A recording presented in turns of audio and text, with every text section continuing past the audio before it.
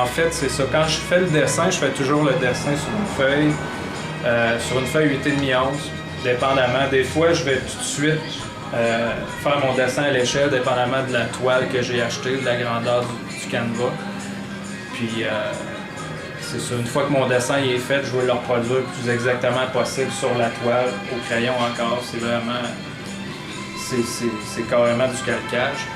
Puis après ça, ben, c'est là que je m'amuse avec les couleurs. C'est là que je vais décider, comme par exemple, si je fais des couleurs ternes, si je fais des couleurs vives, comme le poisson qui est au mur, si je fais des couleurs froides, comme le personnage là-bas.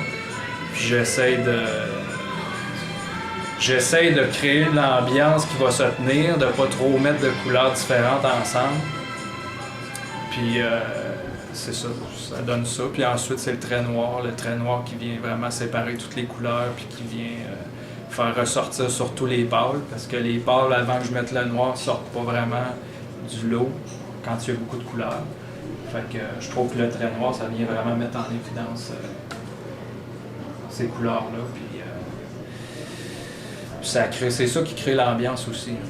Parce que je peux mettre souvent des couleurs foncées ensemble, qui avant de mettre le noir, t'es pas certain finalement, une fois que le noir est mis, je trouve que ça fait une belle finition.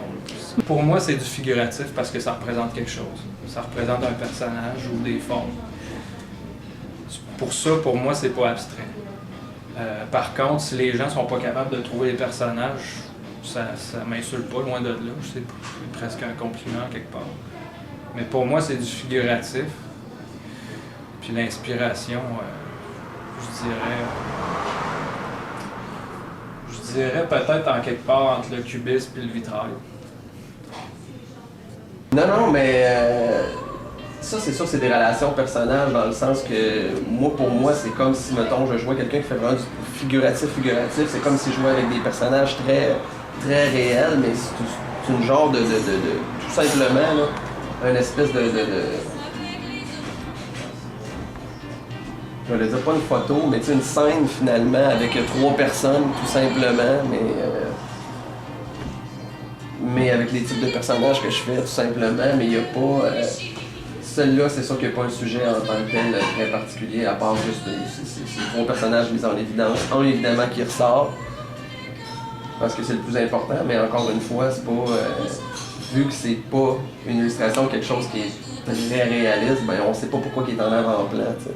On sait qu'il y a une importance par rapport aux autres, mais pourquoi? C'est pas moi qui va le dire, ça c'est ça.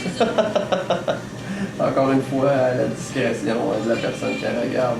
Sauf que c'est certain en partant qu'il y a un côté esthétique à ça, parce que je trouvais ça très fun d'aller chercher un retour au jaune. Et ce jaune-là est pas pur, évidemment, parce qu'il y a l'espèce de noir qui se mélange plus le... Mais ça, c'est ça qui est certain que je voulais juste au niveau de la composition de la toile, que ça ressorte, puis aller chercher le jaune qu'il y avait là. C'est plus logique qu'émotionnel, hein, ce qu'il fait. Oui. Mais ça dépend. Mais l'émotion, c'est rare que je vais... C'est ça, j'ai de la misère. L'émotion va être dans la façon dont tu vas la traiter. Mais elle va être dans la façon dont tu vas disposer les choses. Ça dépend. Mais c'est ça.